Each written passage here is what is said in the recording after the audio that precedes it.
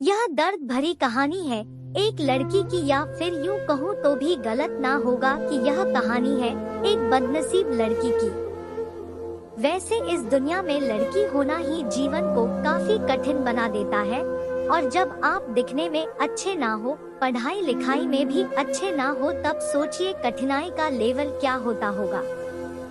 संध्या बचपन से ही पढ़ाई लिखाई में कमजोर थी। रंग उसका सांवला था, नाक नक्शा भी बाकी लड़कियों की तुलना में इतना खास न था।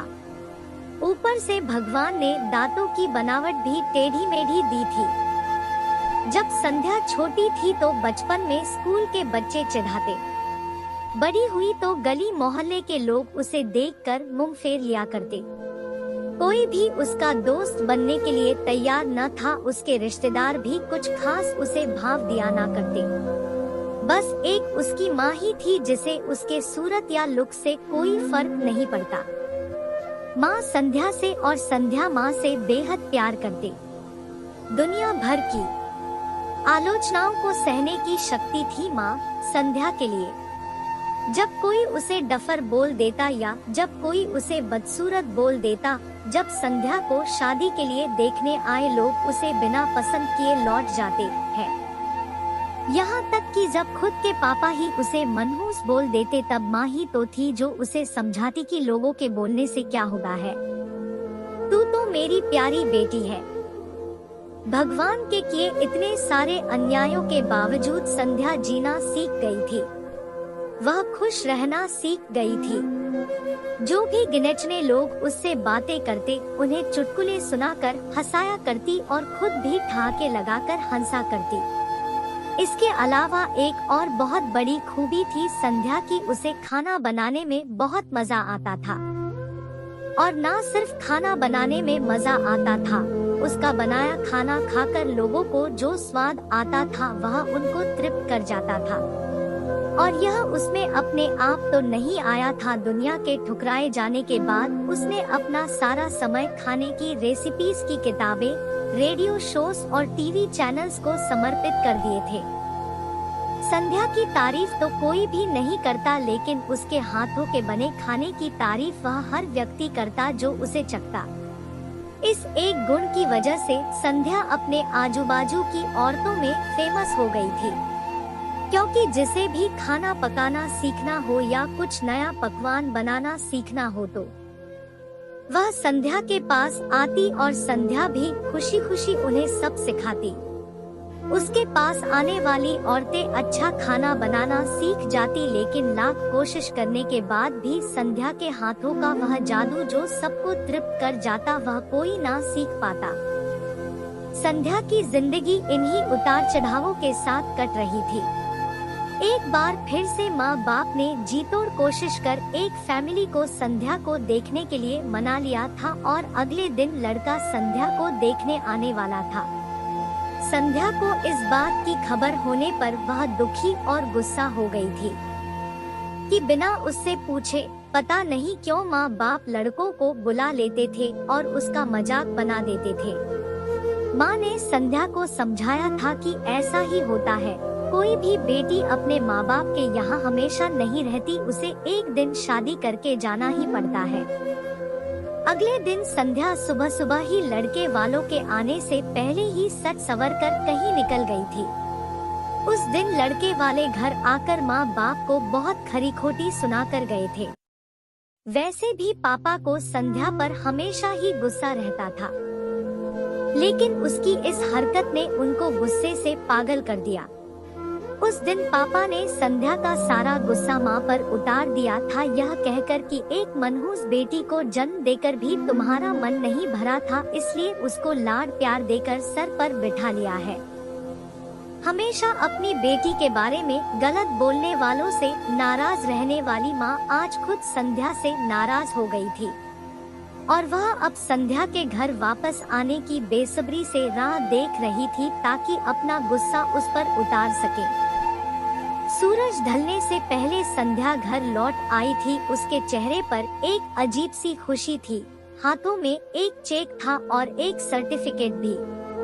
संध्या माँ से कुछ कहना चाहती थी, लेकिन इससे पहले कि संध्या अपने मुंह से एक भी शब्द कह पाती, माँ ने उसे खरी खोटी सुनाना शुरू कर दिया। गुस्से में माँ बोलते बोलते इतना कुछ बोल गई कि संध्या ने कभी सपने में भी नहीं सोचा था। माँ ने कहा, बाकी सभी लोग सही थे, तुम सच में मनहूस हो। तुम्हारी वजह से हर कोई परेशान है। अच्छा होता जो तुम पैदा होते ही मर जाती, यह दिन ना देखना पड़ता हमें। गुस्से में बड़बड़ाती और सब्जियां काट रही माँ ने एक बार भी संध्या की तरफ नहीं देखा था। संध्या माँ की बातें किसी पत्थर की मूरत की तरह सुन रही थी। पत्थर की ऐसी मूरत जिसके शरीर में तो जान ना हो, लेकिन आंखों से आंसुओं की धारा बह रही हो। संध्या ने माँ से पूछा, माँ क्या सच में तुम भी चाहती हो कि मैं मर जाऊं? क्या इतनी बुरी हूँ मैं माँ? अभी भी गुस्सा सर पर सवार होने की वजह से माँ ने कह दिया, हाँ। गुस्से में कुछ कर ना ले, इसलिए माँ ने तुरंत पापा को इस बात की खबर दी। दोनों ने काफी दरवाजा खोलने की कोशिश की, लेकिन जब नाकामयाब रहे तो दरवाजा तोड़ दिया।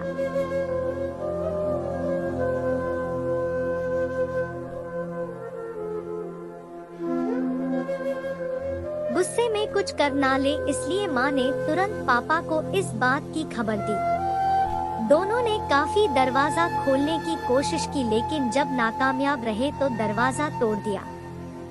अपने स्कार्फ से फांसी का फंदा तैयार कर संध्या पंखे से लटक रही थी। ज्यादा वक्त नहीं हुआ था, वह सिर्फ बेहोश हुई थी।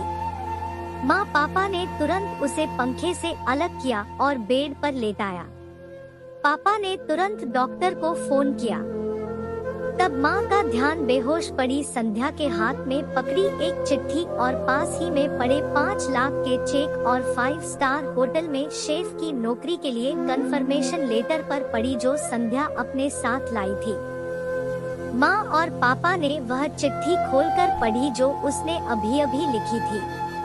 चिट्ठी कुछ इस प्रकार थी, मम्मी और पापा, मैं जानती हूँ मेरे जन्म से लेकर आज के दिन तक मैंने ऐसा कुछ भी नहीं किया है जिस पर आप गर्व कर सके, लेकिन मैं आपको बताना चाहती थी कि आज मैं खाना पकाने के नेशनल लेवल कंपटीशन को जीत चुकी हूँ और यह 5 लाख का चेक मुझे प्रथम स्थान पर आने के लिए मिला था। जजीज को मेरा खाना इतना पसंद आया था कि उन्होंने मुझे एक बहुत बड़े होटल में बतौर मास्टर शेफ की नौकरी के लिए कंफर्मेशन लेटर ही दे दिया था। पूरी दुनिया मेरे खिलाफ है, मुझे इस बात का कभी भी फर्क पड़ा ही नहीं था और ना ही बाबूजी की कड़वी बातें मैंने अपने दिल पर ली थी, क्योंकि मैं जानती थी बाहर से सख्त दिखते मेरे बाबूजी अंदर से तो मुझे प्यार ही करते थे। प्यार ना करते होते तो बिना मांगे मुझे कपड़े, मिठाइयाँ, पटाखे ये सब ना ला कर देते। माँ के प्यार को कोई क्या बयां कर सकता है। मेरी माँ मेरे लिए मेरी सारी दुनिया थी। जब माँ मेरे साथ होती तो मुझे किसी बात की परवाह ना होती थी। मेरी माँ मेरी थी, इसलिए मुझे किसी और की जरूरत ना थी।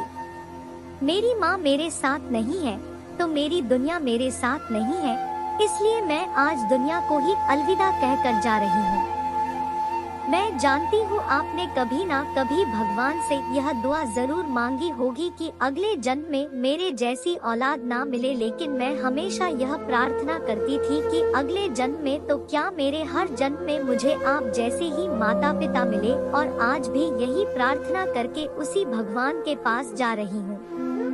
चिट्ठी पढ़ते पढ़ते माँ और पापा सर से पांव तक पछतावे में डूब गए थे और बेहोश पड़ी संध्या के सर पर हाथ फेरते हुए फूट फूट कर रो रहे थे। दोस्तों, पूरी कहानी पढ़ने के लिए धन्यवाद। मैं जानता हूँ यह कहानी आपके दिल को छू गई होगी। मैं उम्मीद करता हूँ कि यह कहानी आपको बहुत अच्छी लगी होगी और ऐसी ही कहानी पढ़ने के लिए आप मेरे चैनल को जरूर सब्सक्राइब कर ले, क्योंकि ऐसे ही कहानी हम आपके लिए लाते हैं। धन्यवाद।